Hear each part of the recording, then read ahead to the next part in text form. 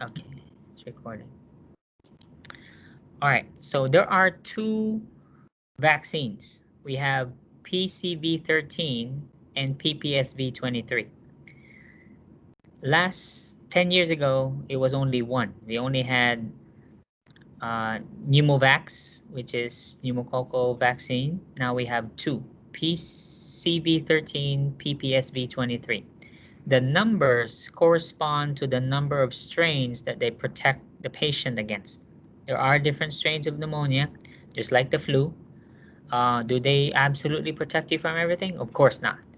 This one, PCV13, protects you from 13. PPSV23 protects you from another 23 strains. Would you take this one even if it's not 100%? Yes, I'll take, I don't know, what if this is 50 or 60%, I'll take it compared to zero, right? It's better than zero. Okay, so who are you going to offer this? So every patient admitted to the hospital must be screened for pneumonia vaccination. Do they qualify? Are they candidates for the vaccination? So first thing you'll ask is the age.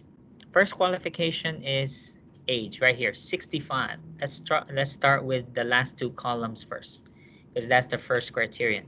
If your patient that you are admitting in a nursing home or a hospital is 65 years or older, you ask them automatically, have you had a pneumonia vaccine before?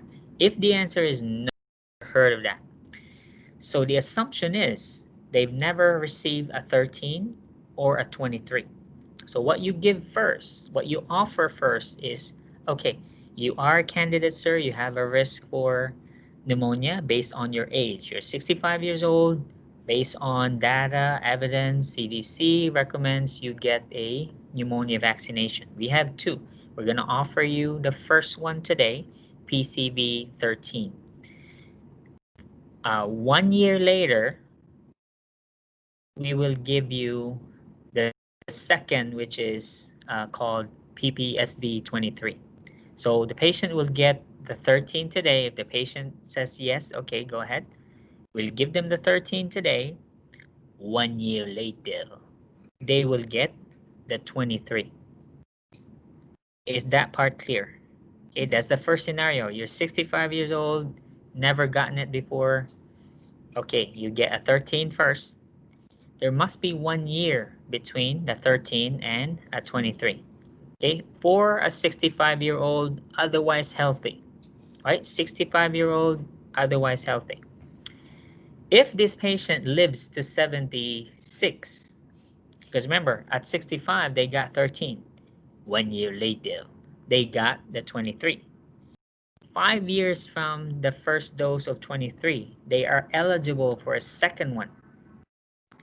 So if they live to 66 plus 5, 71, they'll be offered a second dose of the 23, and then that's it. Are we clear? All right, that's first scenario. Now, what if they're not 65? So let's say me. Let's say I'm 45. Do I qualify under age? No. No, I'm not 65. So do I stop and move on? No, I have to ask because I fall under 19 to 64. So here on the first column, I'm less than 65, but I'm over 19. I'm 19 or over, and I've never received a 13. Do I get a 13? Well, it depends. My next questions will be, sir, do you drink alcohol? Are you an alcoholic? Do you have any heart disease, liver disease, lung disease? See where I'm going? Okay, so I literally asked them, are you a smoker? Are you diabetic? If the answer is yes, is there an indication for 13? No. Is there an indication for 23? Yes. I qualify for the 23 based on, not on age, because I'm only between 19 to 64, but I'm an alcoholic, I have heart disease, I have COPD, I have liver cirrhosis, I smoke, and I'm diabetic. CDC recommends you should get a 23. And then that's it. I wait until I'm 65. When I'm 65, I've so far have I received a 13? No. I'm 45, but I smoke, I'm diabetic, I got the 23. When I turn 65, now I'm at risk, not based on these. Now I'm at risk based on my age. I'm now old. So on top of these, I am now old. So I have another risk factor. So now they offer me 13. As you can see, 13 is only given once. Okay, nobody should get more than one dose of 13. It's only given one time, that's it. All right. So once I get a 13, there is no revaccination for 13. There could be a revaccination for 23. We'll get to that later when we get down here. So 1 year later, after I got my first and only dose of 13 at 65, I turned 66. Has it been 5 years since I last got my first 23? No. No, the 23. I got 23 here when I was 45 years old. Has it been 5 years since I got that? Yes, because between doses of 23s, there has to be 5 years apart. Between a 13 and a 23, there has to be 1 year between that. Is that clear? All right. So again, second scenario, I'm less than 65. I don't qualify under this one. I qualify because I smoke, I have heart disease, I'm an alcoholic, I'm diabetic. CDC says I should get a 23. I get it now. That's it. I wait till I'm 65. Then I qualify under age now. I'm old. I get my first and only 13. 1 year later, I get my second 23 because I got a 23 here. Okay, it has to be 1 year between a 13 and a 23. But again, this is now my second dose of 23. There has to be 5 years between this one and this one. Has there been 5 years? There's been 20 years. All right, so yes, I can get it now. All right, and then after this one, if I live to 71, I will get my third and last 23. Is that clear? All right. So based on age, you can have a maximum of 2 23s. If you qualify for another medical condition, such as this one right here, I can have as much as 3, but no more than that. There's really no evidence that if you get 4 or more, that you get more protection. No, maximum of 3, that's it. Because what if I live up to 200? Doesn't mean I'm going to keep getting, or I don't know really. Nobody's ever lived to 200. So I really don't know the answer to that. All right, so let's move on. If you are, you had a cochlear implant. So let's say you were born deaf and then they did a cochlear implant to help you, to make you hear. Or you have a CSF leak from either surgery or trauma, for instance. So basically what they're saying is you have immunosuppression. Okay, you are at risk for infection. So now CDC recommends 113 and 123. Okay, so the 13 is always given first. So let's say same thing. I'm 45. I'm 45, but I qualify for the vaccine based on my cochlear implant or my CSF leak. So I get a 13 today. Look at how long between the 13 and the 23 they're given. Is it 1 year? No, only 8 weeks, only 2 months. Why? What is this patient's status? Higher risk compared to an alcoholic, a diabetic, a heart disease patient, a COPD patient. Way higher risk for pneumonia. So that's why we don't wait 1 year. You have a high risk, we give the 2 vaccines 8 weeks apart. All right, and then that's it. We will return when we get to 65. However, when I turn 65, do I still get a 13? Remember earlier, how many times can you get a 13? Only one time. No. I already, yeah, no more, right? Because I already got it here. So this one doesn't apply because I already got this when I was 45. However, can I get a second 23?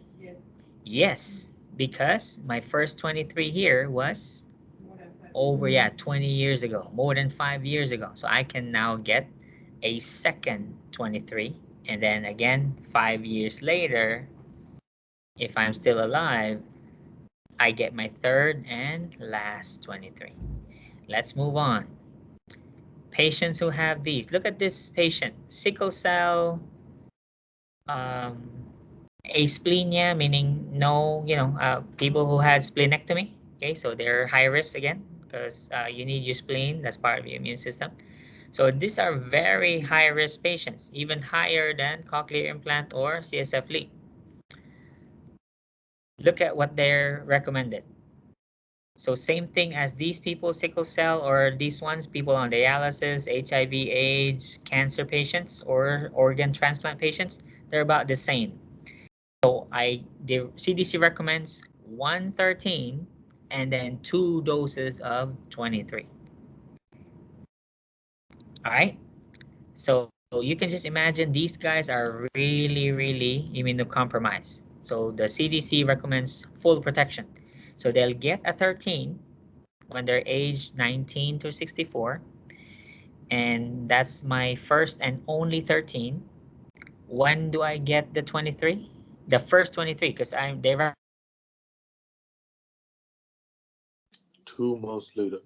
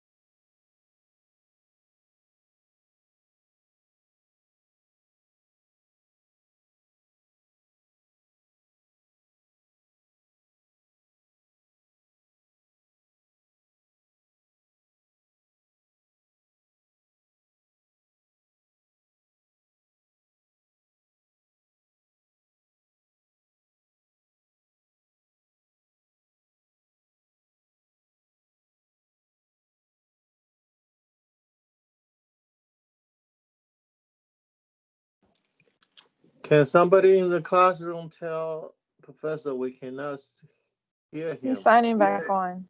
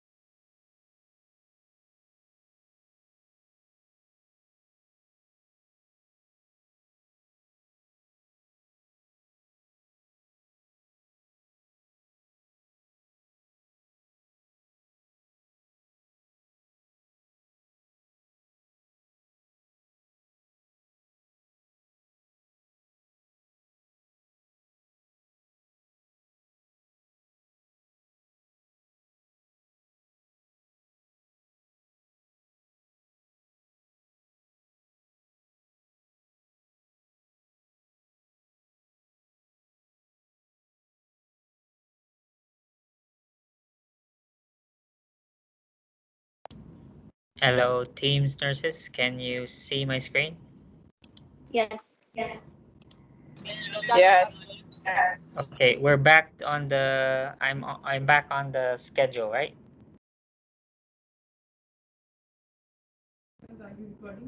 Yeah. Yes, I think so. I'm recording. All right, so let's pick up where we left off. So let's start over. So we have here these patients with no spleen, severely immunocompromised, had a solid organ transplant, and therefore are taking steroids and immunosuppressants, has AIDS, is on dialysis, have cancer, or are receiving treatment for cancer like chemo, radiation, for example. So severely immunocompromised. So the recommendation is 113 and 223s. Are you following so far? Teams people? Yes. All right. Yes. So I'm 45. Let's say I'm 45 still. So I have AIDS. All right. I'll be offered a 13 today. 8 weeks later, I'm going to get my first 23. 5 years from this 23, so I'll be 50 years old. I'll get my second 23. And then there's a pause. I stop. If I live to 65, can I get another 13? No. No. No, I already got it here when I was 45. So no 13. However, I'm 65. Do I now qualify for another 23 based on age? Yes. Yes, because I'm now on top of having AIDS, having um, no spleen, having received an solid organ transplant, taking steroids for that. I'm still at risk. Okay, and then now plus I'm now 65 years old. So now I get another 23. But how many 23s have I received now? 3, This 4. is now my third, and then this will be my last. Okay, I've already gotten 3. That should be it. No more. Okay, so I get 113, 223s before I turn 65, and then one more, one last one because I turned 65. Right? So this is the different scenarios. So you'll have one person, therefore, will only have one dose of 13, and up to a maximum of 3 doses of the 23. Any question on this? Okay. Again, this will this be on the NCLEX because this is vaccination. All patients are. This is under management of care, the biggest category of the NCLEX, which is about 20 to 23% of the questions. Um, in addition to the same category as asking them about advanced directives, consent, delegation, this is management of care, which includes admission of a patient. And this is standard questions on admission. You're going to offer or you're going to screen each patient for pneumonia, the flu, and then this time they've added the shingles now. I don't know if it will be on the NCLEX, but recently shingles vaccines are now part of the routine questions as well. It used to be only the flu, no, the pneumonia and the flu, and now they've added the shingles. For me, I think it's business. You know, they're trying to sell the shingles vaccine, but all right, that shouldn't be on the recording. Okay, so disregard that. Okay. Any questions? That should be it for. Yeah. So for the COPD, Yes, sir. was they getting? Uh, I mean, on the book says they don't need to wait for 65 to receive a vaccination. Here on there is right here. They fall under chronic lung disease. So COPD is a chronic lung disease, like just like asthma. But I don't see they receive a second dose after 5 years. That's why I asked. I know, no, yeah. For smokers and diabetics and COPD, yeah, the CDC only recommends a 13. I mean a 23 if they are less than 65. Yeah, the All CDC right. does recommend a 13. Yeah, good question. Yes. Yes. Oh, is this on the blueprint? No. If it's not on a blueprint, then I can't. So probably on another exam. Yeah.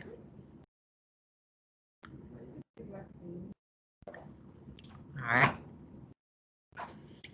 Any other question?